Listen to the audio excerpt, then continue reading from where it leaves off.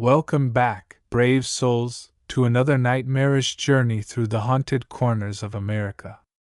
Tonight, we return to a place dripping in history, mystery, and malevolence, the Empire State.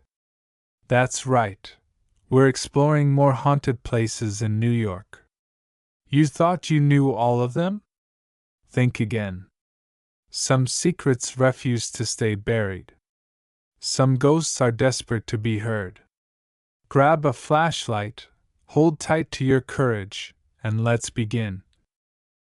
The whispering waters in the heart of Cornwall, where the rolling hills meet jagged cliffs and the sea breathes salt into every crevice of life, there stood an ancient stone bridge. Known simply as Cornwall Bridge, it spanned a narrow but treacherous ravine carved by centuries of rushing water. To locals, it was more than just a structure. It was a landmark steeped in legend, rumor, and fear. No one could say exactly when the stories about the bridge began. Some claimed they dated back to medieval times, while others swore it all started with a tragic event in the 1800s. What everyone agreed on, however, was that something was wrong with the bridge. It wasn't cursed because of its appearance. The weathered gray stones and moss-covered cracks gave it an eerie charm, but because of what happened to those who crossed it after dark. On sunny days, the bridge looked harmless enough. Children would play near its edges, tossing pebbles into the churning stream below. Farmers used it to transport their goods from one side of the valley to the other. Tourists admired its rustic beauty, snapping photos without realizing the weight of history beneath their feet. But at night, the air around Cornwall Bridge seemed to change. The wind carried whispers no one could quite understand, and shadows moved in ways that defied logic. This is where our story begins. Not with grand battles or sweeping romances, but with quiet unease. A young woman named Eliza Hart had lived her entire life in the nearby village of Penwith. She'd grown up hearing tales of the bridge, though she never paid them much mind. Her father, a practical man, always dismissed such things as superstition. Folks need something to blame when bad luck strikes, he'd say over dinner. It's easier to point fingers at a ghost than admit you made a mistake. Eliza believed him, for a time. That changed the summer she turned 21. The accident. It was late July, and the village buzzed with preparations for the annual Midsummer Festival. Lanterns were strung across cobblestone streets, and bakers worked tirelessly to perfect their recipes for the fair. Eliza, who worked part-time at the local pub, found herself busier than ever. Still, she managed to carve out moments for herself, often taking long walks along the countryside trails. One evening, as twilight painted the sky in hues of lavender and gold, Eliza decided to visit the bridge. She hadn't been there since childhood, but nostalgia tugged at her. Maybe it was the promise of solitude, or the allure of adventure. Whatever the reason, she felt drawn to the place like a moth to flame. As she approached, the familiar creak of wooden planks underfoot gave way to solid stone.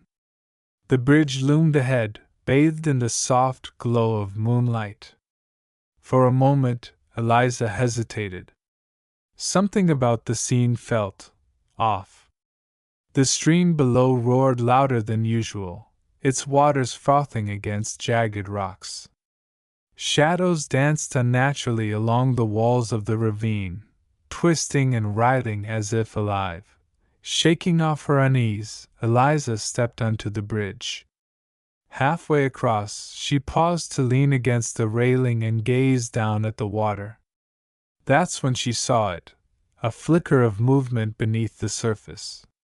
At first, she thought it was merely a trick of the light. But then it happened again, closer this time. A pale shape darted through the current, too fast for her eyes to follow. Her heart quickened. Was it a fish? Or something else entirely? Before she could decide, a voice startled her from behind. You shouldn't be here. Eliza spun around to see a man standing at the far end of the bridge. He wore a dark cloak that billowed in the breeze, his face obscured by the hood. His presence sent a chill crawling up her spine. I didn't mean any harm, she stammered.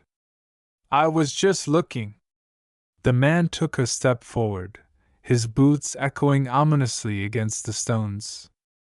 Looking can be dangerous, he said, his voice low and gravelly. Especially here. What do you mean? Eliza asked, clutching the railing for support. But before the stranger could answer, a loud crack echoed through the air. One of the stones beneath Eliza's feet gave way, sending her tumbling toward the edge. She screamed, flailing desperately as gravity pulled her downward. Just as she thought she'd fall into the ravine, strong arms caught her. When she opened her eyes, she found herself staring into the face of the cloaked man. Up close, he looked younger than she'd expected, with sharp features and piercing blue eyes that gleamed even in the dim light. Are you all right? He asked, his tone softer now. Eliza nodded, still trembling. Thank you. I don't know what happened. You should leave, he said firmly, setting her back on her feet. And don't come back. With that, he turned and disappeared into the darkness, leaving Eliza alone on the bridge. Confused and shaken, she hurried home, vowing never to return. The legend unfolds over the next few days. Eliza couldn't shake the memory of the encounter. Who was the mysterious man? Why had he warned her away so urgently? And most importantly, why did she feel an inexplicable pull to go back? Determined to find answers, she sought out old Mrs. Trelawney, the village's self-proclaimed historian. The elderly woman lived in a crooked cottage at the edge of town, surrounded by books, maps, and jars filled with strange herbs. When Eliza knocked on her door, Mrs. Trelawney greeted her with a knowing smile. I wondered when you'd come, the old woman said cryptically, ushering her inside. Sit. Tell me what troubles you. Eliza recounted her experience at the bridge, omitting nothing, not even the strange figure in the cloak. Mrs. Trelawney listened intently, nodding occasionally as if piecing together fragments of a puzzle. When Eliza finished, the old woman leaned back in her chair, stroking her chin thoughtfully. Ah, yes, she murmured. The curse of Cornwall Bridge. Few speak of it these days, but the truth remains. What truth? Eliza pressed. Mrs. Trelawney sighed, her expression somber. Long ago, before your great-grandparents' time, the bridge was built atop sacred ground. Beneath it lies a burial site, an ancient resting place for spirits not meant to be disturbed. The villagers ignored warnings from the local wise folk and constructed the bridge anyway. Ever since, misfortune has plagued those who dare cross it at night. But why? Eliza asked. What happens to them? There are many tales, Mrs. Trelawney replied. Some claim the spirits lure travelers to their deaths. Others say the bridge itself is alive, feeding on fear and despair. Whatever the case, one thing is certain. Those who cross rarely return unchanged. Eliza shivered, recalling the sensation of falling and being saved. Do you think the man I met, was he part of the curse? Mrs. Trelawney's eyes narrowed. Perhaps. Or perhaps he seeks to protect others from sharing his fate. What fate? Eliza whispered, dread pooling in her stomach. The old woman hesitated, then said gravely, "To become a guardian of the bridge." The guardian's burden. Eliza left Mrs. Trelawney's cottage feeling both enlightened and terrified. If the legends were true, the bridge wasn't merely haunted, it was sentient, a malevolent force preying on the living. And the cloaked man? Was he truly trapped in some eternal cycle of penance? She resolved to uncover the truth, despite the risks. Over the following weeks, Eliza delved deeper into the village archives, poring over dusty records and faded journals. Slowly, pieces of the puzzle began to emerge. The bridge's construction dated back to the early 1600s, commissioned by Lord Percival Henshaw, a wealthy landowner eager to connect his estate to the main road. Despite protests from the local Druids, who claimed the land was sacred, Henshaw pushed forward with the project. Within months of completion, tragedy struck. Workers vanished without a trace. Villagers reported hearing wails emanating from the ravine. Even livestock refused to pass over the bridge. Then came the first recorded death. A young woman named Margaret Ellis drowned after falling from the bridge during a storm. Witnesses claimed they saw shadowy figures dragging her into the water. From that point onward, accidents became commonplace. Each incident bore eerie similarities. Victims lured to the edge, overcome by an inexplicable compulsion to jump. As Eliza read, she noticed recurring references to a figure known only as the Keeper. Descriptions varied, but all agreed on one detail. The Keeper appeared to those in peril, offering salvation or damnation.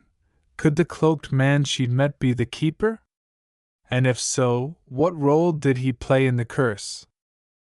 The midnight crossing. Driven by curiosity and a growing sense of responsibility, Eliza decided to confront the mystery head-on.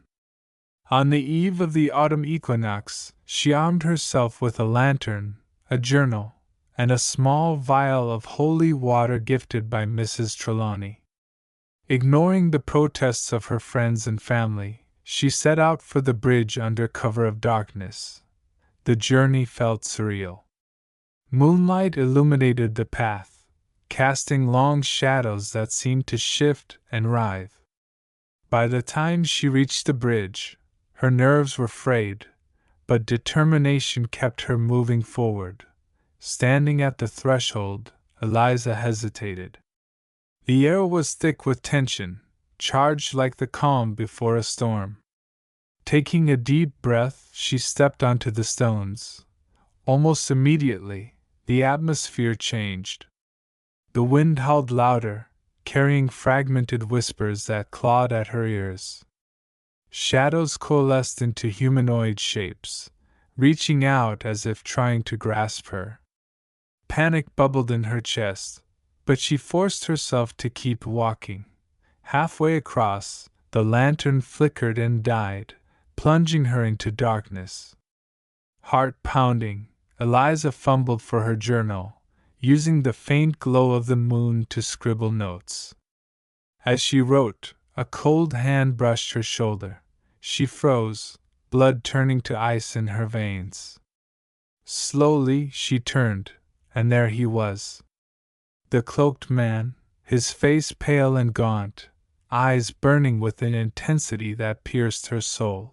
"You shouldn't have come," he rasped, his voice tinged with sorrow. "I needed answers," Eliza replied, surprised by her own courage. "Who are you? What is this place?" For a moment he said nothing, studying her with an unreadable expression. Then softly he spoke. "I am the last of many. Once I was like you, a curious soul seeking truth. Now I am bound to this bridge, tasked with protecting those who wander too close. Bound? Eliza echoed, horror dawning. By what? The curse, he said simply. Each accident claims another victim, drawing them into service. We are guardians, prisoners, and witnesses to endless suffering. Eliza's mind raced. Is there no way to break it? A flicker of hope crossed his face, quickly extinguished. Perhaps. But it requires sacrifice and faith. Before she could ask more, the ground trembled violently. Shadows surged forth, snarling and clawing. The man grabbed her arm, pulling her back as the bridge itself seemed to twist and writhe. Go! He shouted. Now! Eliza stumbled backward, tripping over uneven stones. Behind her, the man raised his hands, chanting words in a language she didn't recognize. Light erupted, banishing the shadows momentarily. Seizing the opportunity, Eliza fled, tears streaming down her face. Breaking the curse back in the village, Eliza pored over everything she'd learned, determined to find a solution. With Mrs. Trelawney's guidance, she discovered an ancient ritual capable of lifting the curse, but it required confronting the source of the bridge's power, the buried spirits. Armed with newfound resolve, Eliza returned to the bridge at dawn, accompanied by the old woman and a handful of brave villagers. Together, they performed the rite, calling upon the spirits to release their hold. As sunlight streamed through the clouds, the bridge shuddered one final time before falling silent. The curse was broken. Though the bridge remained standing, it no longer exuded malice. And though the cloaked man never reappeared, Eliza knew he, and countless others, were finally free. From that day forward, Cornwall Bridge became a symbol not of fear, but of redemption. And Eliza, once a skeptic, became its eternal protector, ensuring the past would never repeat itself. The city beneath Rochester, New York, a city steeped in history and mystery. Its skyline was a blend of modern glass towers and weathered brick buildings that whispered tales from another era. For centuries, it had been home to industrious settlers, bustling factories, and thriving communities. But beneath its streets lay something far older, darker, and more enigmatic: the forgotten tunnels. Emma Carter had always felt drawn to the past. As a historian with an insatiable curiosity, she spent her days poring over dusty archives and yellowed maps at the Rochester Historical Society. Her fascination with the city's underground network began when she stumbled upon an obscure reference in a 19th-century journal. The author wrote cryptically about subterranean passages, used during the Civil War to smuggle supplies and people out of harm's way. Intrigued, Emma delved deeper into the topic but found only fragments, vague mentions here and there, never enough to piece together a coherent narrative. It wasn't until one rainy afternoon in late October that her quest took on new urgency. While cataloging documents for the society, Emma discovered a peculiar map tucked inside a crumbling leather-bound book. The map depicted the familiar grid of Rochester above ground, but below it, intricate lines snaked through the earth like veins in a body. These were the tunnels, meticulously drawn yet unmarked by any official record.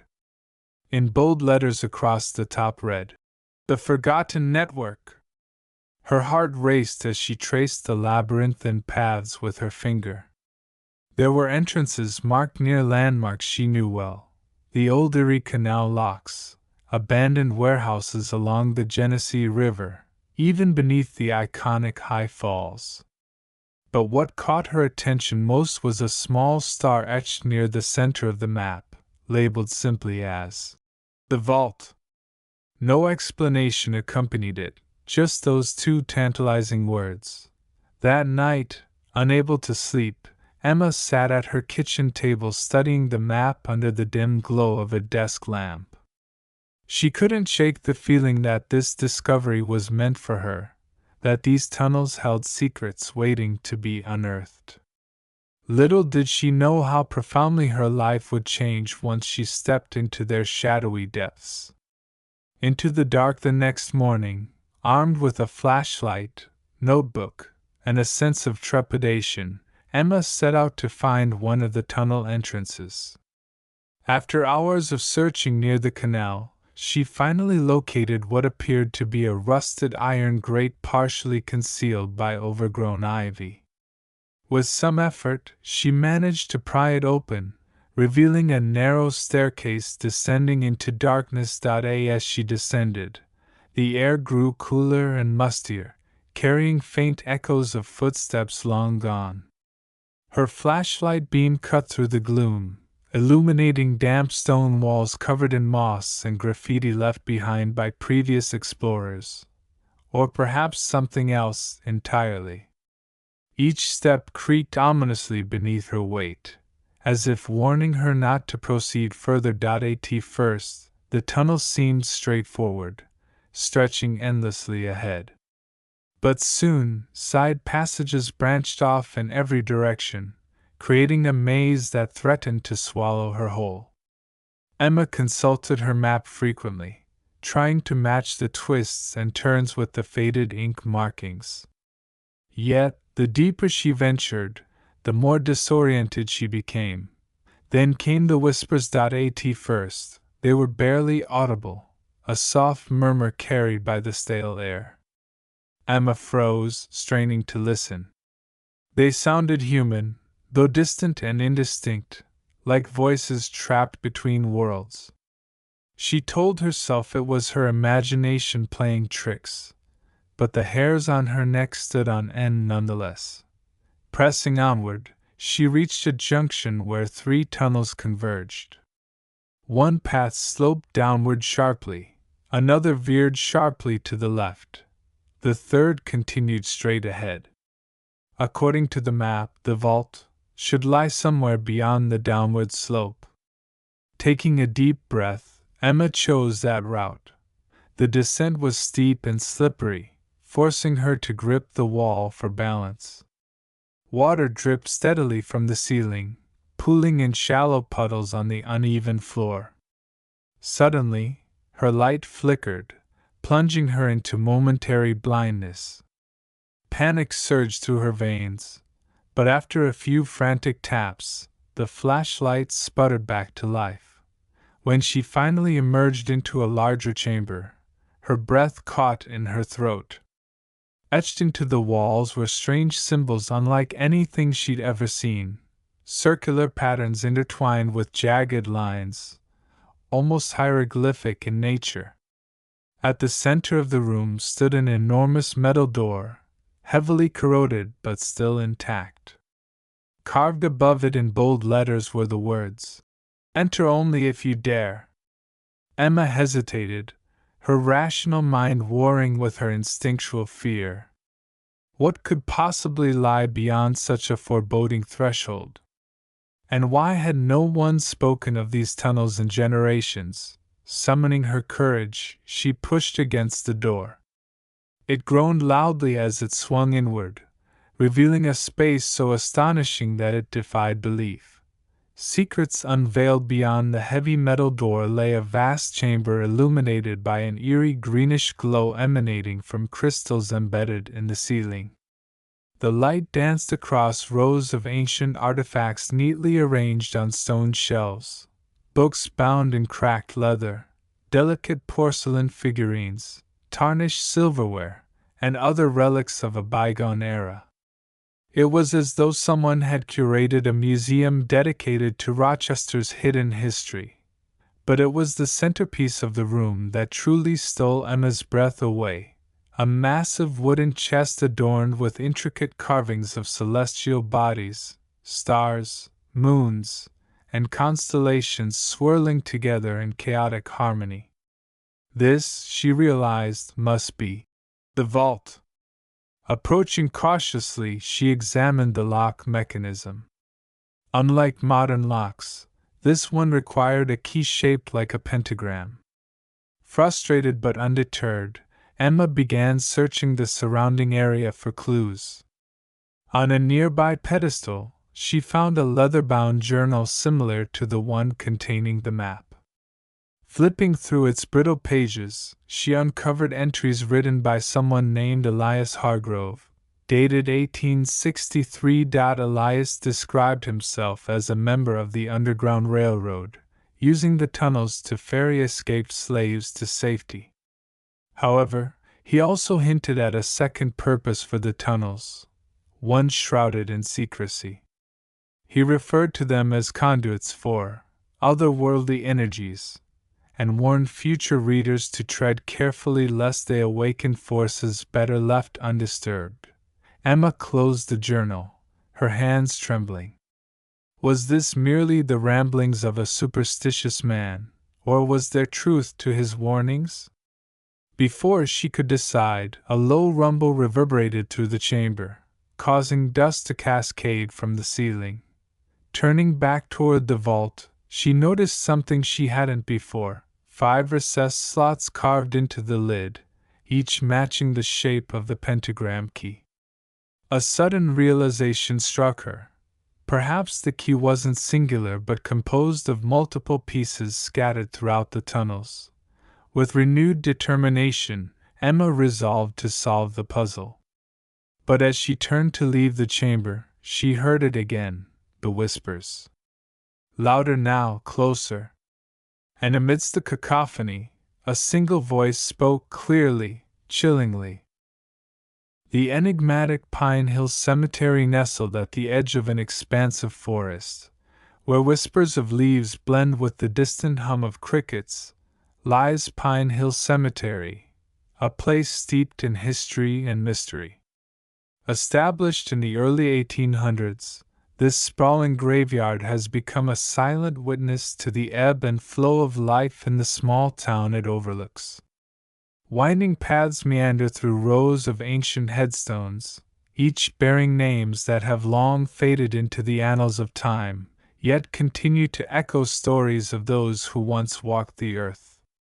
Majestic oaks stand guard over the graves, their gnarled branches casting eerie shadows that dance with the flickering light of the moon. The cemetery is not merely a resting place for the departed but a historical tapestry woven from the lives of pioneers, war veterans, and families whose stories are etched into the very stones that mark their final slumber. Each corner of Pine Hill holds secrets, from the weathered mausoleum that stands solemnly at its heart to the forgotten corners where nature has begun to reclaim the land. It is said that if you listen closely on a quiet night, you can hear the faint rustle of pages turning, as if the spirits themselves wished to share their tales. Amidst these storied grounds, legends have taken root, none more pervasive than the haunting whispers of phantom children. These spectral figures are rumored to roam the cemetery under the cover of darkness, their laughter mingling with the rustling leaves and the occasional hoot of an owl. Tales of these ghostly apparitions have been passed down through generations, each retelling adding layers to the mystery. Some say the children are orphans who perished in a long-forgotten epidemic, while others believe they never truly existed, their presence conjured by the fevered imaginations of those who dare to tread these sacred grounds after dusk. Yet, the persistent sightings and chilling accounts refuse to be dismissed as mere folklore. As the sun dips below the horizon and the world transitions into twilight, the air grows thick with anticipation. The boundary between the living and the dead seems to blur, inviting curiosity and fear in equal measure. Visitors recount unexplained phenomena, cold spots that chill to the bone, disembodied voices calling out in play, and fleeting glimpses of shadowy figures darting among the tombstones. The legend of the phantom children of Pine Hill Cemetery continues to captivate and terrify, drawing both skeptics and believers alike into its spellbinding embrace. Intrigued by the whispers of the past and the promise of unraveling a centuries-old enigma, many find themselves drawn to Pine Hill Cemetery, not just to pay respects to the departed, but to seek answers to questions that linger like the mist that often blankets the graveyard. As we delve deeper into this haunting narrative, the lines between reality and myth begin to blur, setting the stage for a journey into the unknown. A skeptical historian arrives. Dr.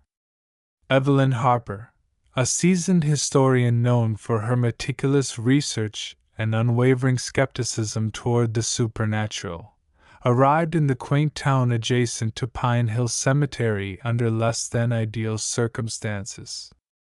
Her car sputtered to a halt just outside the cemetery gates, forcing her to seek refuge in the nearby inn. The timing was ironic, considering she had planned to visit the cemetery during daylight hours, armed with notebooks and a camera, to document its historical significance. Instead, she found herself stranded, her plans disrupted by fate, or perhaps something more intangible. Evelyn's reputation preceded her. She was renowned in academic circles for debunking myths and exposing hoaxes related to paranormal activities. Her approach was always methodical, relying on empirical data and logical reasoning. This made her arrival in a town rife with ghost stories particularly intriguing to the locals, who were eager to see how the skeptical historian would react to their cherished legends. They watched curiously as she set up her temporary office in the inn, surrounded by books and documents detailing the cemetery's history. Despite her professional demeanor, Evelyn couldn't ignore the palpable sense of intrigue that enveloped her surroundings. The innkeeper, Mrs. Peterson, regaled her with tales of the phantom children, describing eerie encounters and mysterious occurrences that had left even the most hardened skeptics questioning their beliefs. Evelyn listened politely, her expression betraying little of what she thought, though inwardly she catalogued every detail, searching for rational explanations behind the supernatural claims. Her initial impressions of the town were a mix of fascination and skepticism. She noted the quaint charm of the old buildings and the friendly, albeit curious, townsfolk. However, beneath the surface, there was a current of superstition that permeated everyday conversations. Evelyn found herself both repelled and attracted to this aspect of the town's culture. It challenged her structured worldview, nudging her towards a path she had always avoided. The exploration of the unknown. As evening approached, Evelyn prepared for her first venture into Pine Hill Cemetery, determined to approach it with an open mind tempered by her analytical skills. She reminded herself repeatedly of her mission: to document the cemetery's rich history accurately and responsibly. Yet, as she stepped out into the cool night air, the stories of the phantom children lingered in her thoughts, casting long, unsettling shadows over her resolve. Beneath the moonlit veil, the first night Evelyn ventured into Pine Hill Cemetery was unlike anything she had anticipated. Armed with her flashlight, notebook, and a voice recorder, she had intended to walk the grounds methodically, documenting inscriptions on headstones and sketching the layout of the burial plots. But as the moonlight filtered through the canopy of oaks, casting eerie patterns on the ground, the atmosphere shifted. The air grew unnervingly still, save for the occasional rustle of leaves that seemed to carry an unnatural weight. Her footsteps echoed louder than they should have, each crunch of gravel reverberating like a drumbeat against the silence. It began subtly, a faint whisper that brushed against her ears, so soft she almost convinced herself it was the wind. But the words, fragmented and indistinct, persisted. "Play, come play," they murmured, drifting closer and then fading, as though carried by unseen lips. Evelyn froze, her pulse quickening. She swung her flashlight around, illuminating only the weathered stones and gnarled roots that twisted like skeletal fingers from the earth. There was no one there. Her skepticism wavered but did not break. "Acoustics," she muttered aloud, trying to steady her breathing. "Echoes off the trees." Yet, as she pressed on, the sensation of being watched grew overwhelming. Shadows flitted at the edges of her vision, too quick to catch, too deliberate to dismiss. She paused by a cluster of smaller headstones, their inscriptions faded but unmistakably belonging to children. That was when she heard it, laughter. High-pitched and melodic, it danced through the air, bouncing off the monuments and weaving through the trees. It wasn't menacing. It was playful, innocent even, but it sent a shiver coursing down her spine. Evelyn's hand tightened around her flashlight. She called out, her voice trembling despite her efforts to sound firm. "Who's there? Is someone playing a trick?" The laughter stopped abruptly, leaving behind a suffocating silence. Her breath hitched as she scanned the area again, her beam of light cutting through the darkness. Then she saw them, or rather, glimpsed them. Out of the corner of her eye, pale figures darted between the gravestones, their movements fluid and weightless. When she turned to face them directly, they vanished, leaving only the faint impression of movement in the shadows. Heart pounding, Evelyn backed away, her logical mind scrambling for explanations. Hallucination? Sleep deprivation? The power of suggestion? She clung to these possibilities like lifelines, but deep down, doubt began to creep in. What she had seen, or thought she had seen, defied rational explanation. The figures hadn't been solid or tangible, yet they felt undeniably real, as if they occupied a space between existence and memory. Suddenly, the temperature plummeted. Her breath fogged in front of her, and the hairs on her arms stood on end. A child's voice, clearer now, spoke directly behind her. "Why are you here?" it asked, its tone neither accusing nor afraid, simply curious. Evelyn spun around, her flashlight beams slicing through empty air. Nothing. No one. Just the oppressive quiet and the oppressive weight of her own disbelief crumbling under the weight of evidence she could neither deny nor explain. She stumbled backward, her foot catching on a root, and fell hard onto the damp earth. The flashlight rolled out of her grasp, its beam pointing skyward, illuminating the underside of the oak branches above. For a moment she lay there, paralyzed by fear and confusion. Then, slowly, she forced herself to sit up, retrieving the flashlight with shaking hands. The laughter returned, softer this time, almost tender, before dissolving into the night. Evelyn didn't stay to investigate further. She scrambled to her feet and bolted back toward the gates, her earlier composure shattered.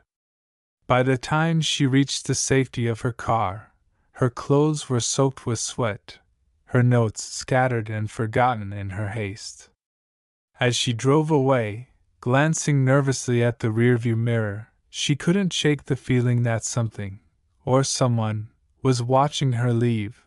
That night, Evelyn sat in her room at the inn, replaying the recording she had made. Static filled the silence until, suddenly, a child's voice emerged clear as day. "We're waiting."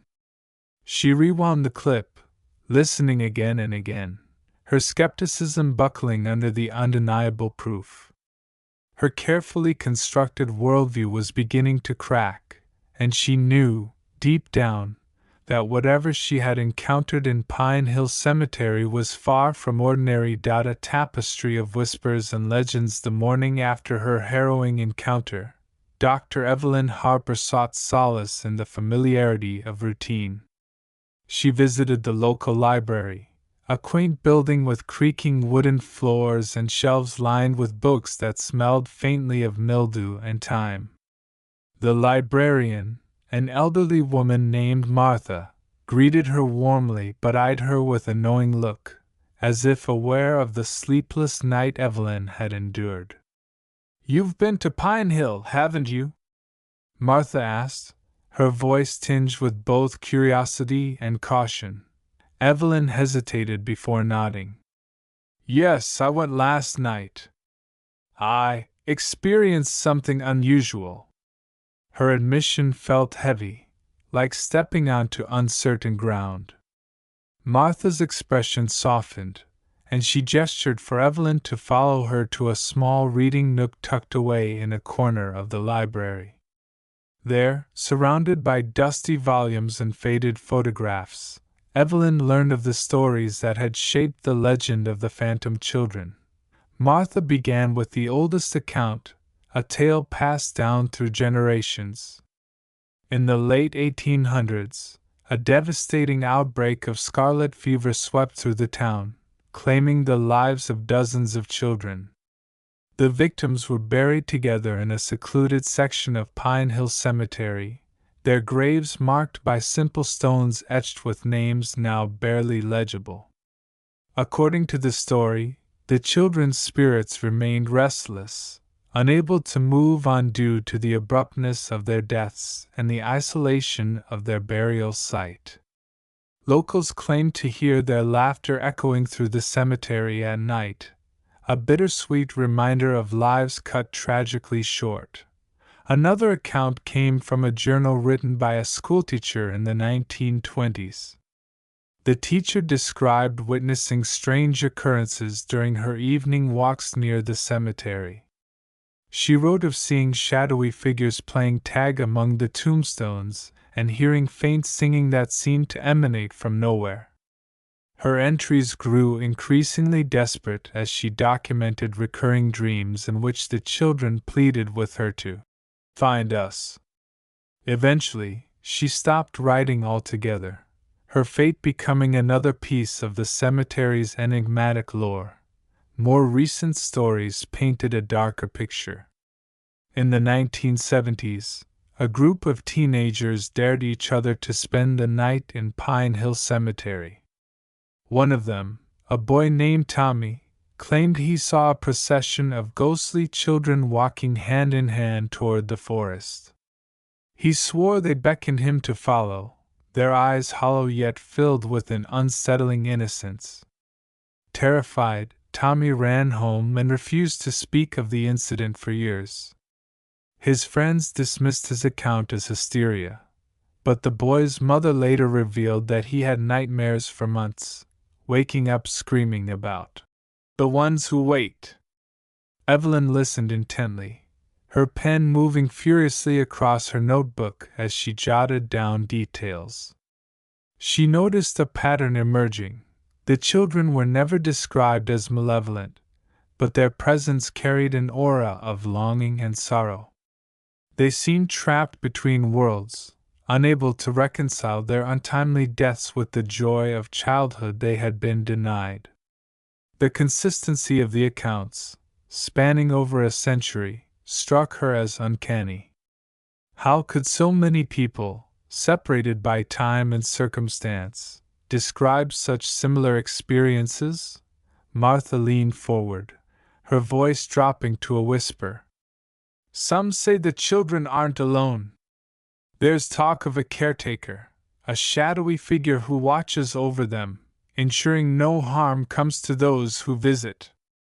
But others believe it's the caretaker who keeps them tethered to this place, unwilling to let them go. This revelation unsettled Evelyn further. If the children were indeed bound to the cemetery by some unseen force, what did it mean? Was it grief that anchored them, or something more sinister? She asked Martha if anyone had ever tried to help the spirits find peace. The librarian shook her head sadly. A few priests and mediums have come over the years, but nothing ever changed. The children remain, as do the whispers. Evelyn thanked Martha for her time and returned to her room at the inn, her mind racing. The stories she had uncovered added depth and complexity to the legend, challenging her to reconcile the evidence with her scientific training. She realized that dismissing the phenomenon outright would be a disservice to the truth, and perhaps to the children themselves. For the first time, she allowed herself to consider the possibility that Pine Hill Cemetery harbored mysteries beyond the reach of logic.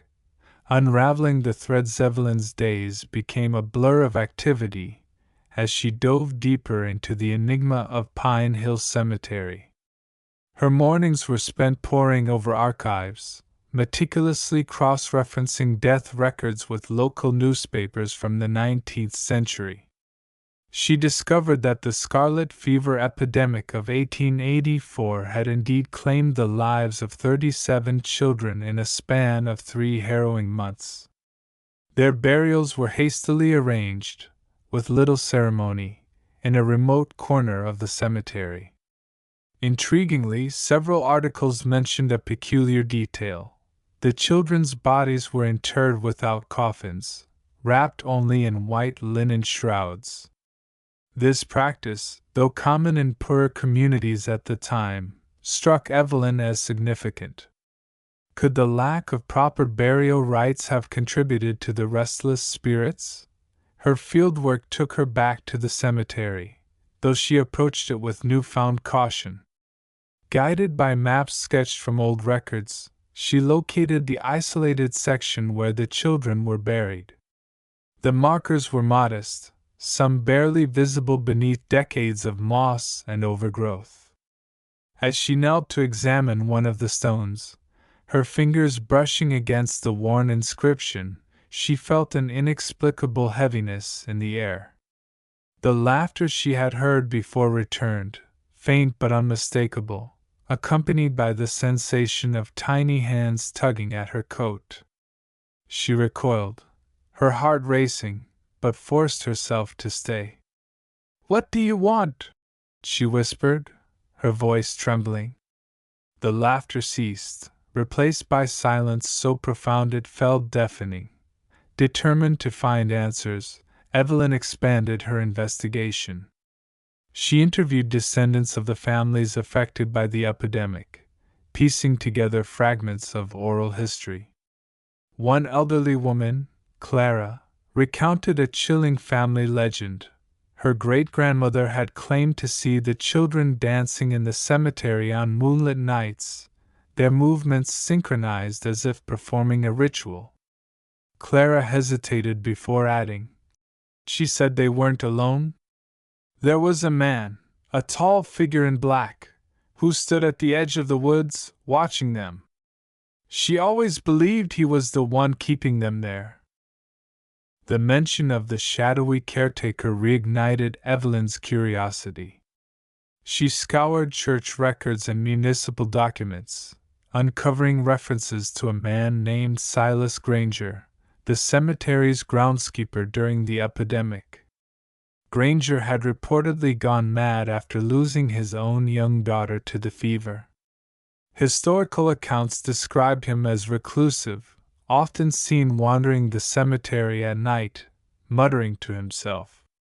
His name disappeared from public records shortly after the epidemic, leading Evelyn to speculate that he might have taken his own life, or worse, been complicit in something far darker.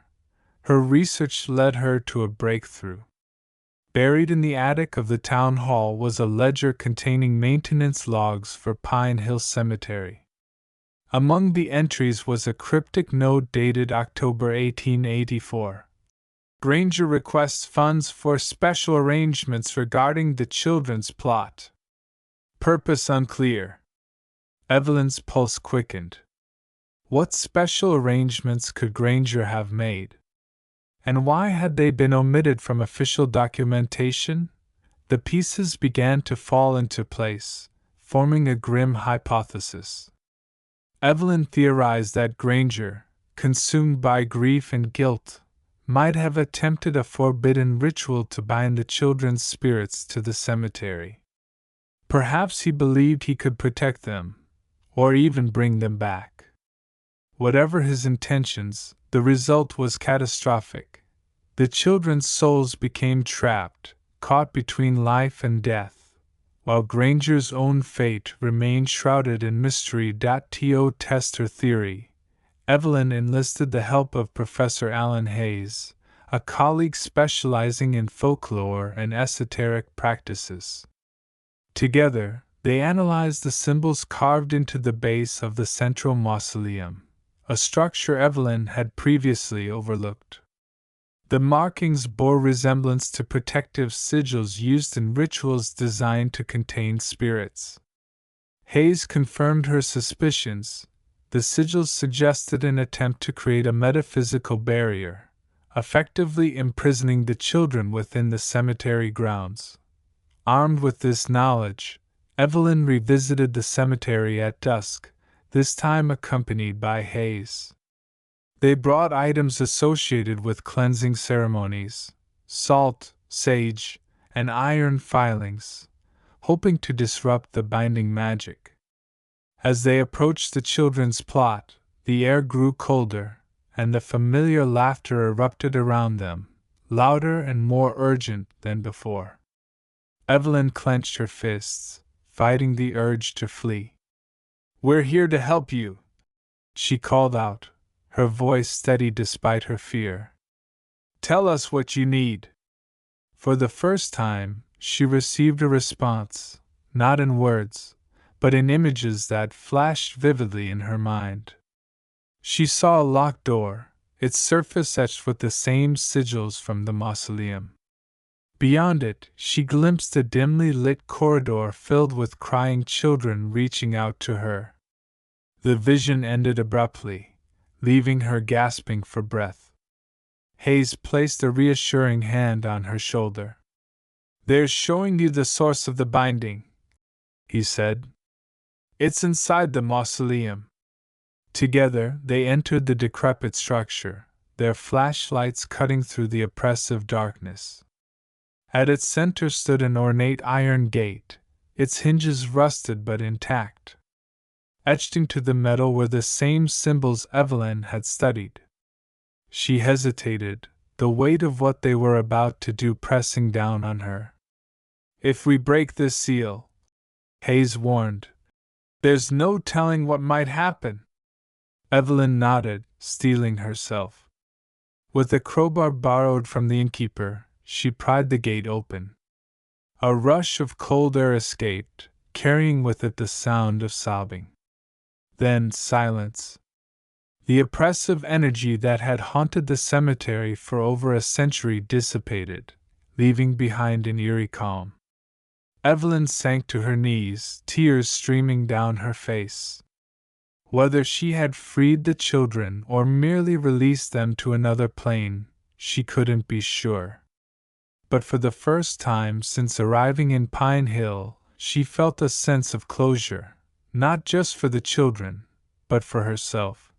The aftermath of Evelyn's actions at Pine Hill Cemetery rippled through the town like a stone cast into still water, stirring emotions and sparking conversations that had long lain dormant. Word spread quickly about the events of that fateful night, carried by whispers and speculative headlines in the local paper. The townsfolk, initially wary of Evelyn's motives, began to regard her with a mix of awe and gratitude. Many confessed to feeling lighter, as though an invisible weight had been lifted from the community. Parents who had once forbidden their children from venturing near the cemetery now allowed them to explore its grounds freely, marveling at how the once oppressive atmosphere had transformed into something almost serene. For Evelyn, the personal transformation was profound. Her initial skepticism, born of years of rigorous academic training, had been dismantled piece by piece, replaced by a newfound openness to the mysteries of the world. The experience at Pine Hill had forced her to confront the limits of her understanding and acknowledge that some truths exist beyond the realm of empirical evidence. Though she continued to value logic and reason, she no longer dismissed the intangible as mere superstition. Instead, she embraced the idea that there are layers to reality that science has yet to fully illuminate. The resolution of the phantom children's plight also left an indelible mark on the broader narrative of Pine Hill Cemetery. No longer a place of dread and unease, it became a site of reflection and remembrance. The town organized a memorial service for the children lost to the scarlet fever epidemic, inviting descendants of the affected families to honor their ancestors. The event drew crowds from neighboring towns, united in paying tribute to lives cut tragically short. Volunteers worked tirelessly to restore the neglected section of the cemetery, replacing broken headstones and planting flowers to brighten the once forgotten corner. The laughter Evelyn had once heard in the night was now interpreted not as a haunting, but as a lingering echo of the children's joy, a testament to their enduring spirit. Yet the legacy of Pine Hill Cemetery extended beyond its physical restoration. It became a symbol of reconciliation between the past and present, a reminder that acknowledging history's darker chapters is essential to healing. Schools incorporated the story of the phantom children into their curricula, teaching students about the epidemic and encouraging discussions about loss, grief, and resilience. Artists drew inspiration from the cemetery's transformation, creating works that celebrated the beauty of redemption and renewal. Evelyn, too, found her place in this evolving narrative. She published a book chronicling her journey, blending historical research with her personal experiences to craft a compelling account of the cemetery's haunted past and its eventual liberation. Critics praised her ability to balance rigor with empathy, noting how her work bridged the gap between skepticism and belief. Her lectures, delivered at universities and conferences worldwide, challenged audiences to reconsider their assumptions about the supernatural while emphasizing the importance of preserving cultural heritage. In the years that followed, Evelyn returned to Pine Hill Cemetery periodically, each visit imbued with a quiet reverence. She often brought flowers to the children's plot, laying them gently atop the restored stones. Though she never encountered the phantom children again, she sometimes felt their presence, a warm breeze brushing against her cheek, a faint giggle carried on the wind. To her, these moments were not signs of lingering unrest but affirmations of peace, reminders that their spirits had finally found solace. The town itself evolved alongside the cemetery, embracing its history rather than shying away from it. Annual festivals were held within its grounds, celebrating the resilience of the community and honoring those who had come before. Tourists flocked to Pine Hill, drawn not by morbid curiosity but by the promise of connection to the past, to each other, and to the enduring human capacity for hope. What had once been a place of fear was now a beacon of unity, proof that even the deepest wounds could heal with time and understanding. And so, the legend of the phantom children of Pine Hill Cemetery took on a new meaning.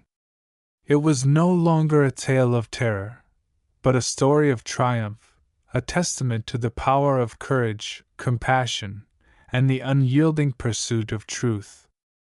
For Evelyn, and for the town that had welcomed her into its fold, it was a chapter closed not with finality, but with the promise of renewal. New York is a state rich with culture, history, and horror. Every town, every abandoned building, Every forgotten graveyard carries echoes of the past, and not all of those echoes are harmless. Tonight, we venture deeper into the shadows of the Empire State. But remember, the ghosts we spoke of are still there, waiting, watching. And if you ever hear a whisper when you're alone, or see a shadow move in the corner of your eye, maybe, just maybe, you've crossed into their world. Thank you for joining me on this chilling journey. If you enjoyed tonight's tales, don't forget to like, subscribe, and hit the bell icon so you never miss a descent into darkness. Until next time, stay curious, stay cautious, and whatever you do, don't look behind you.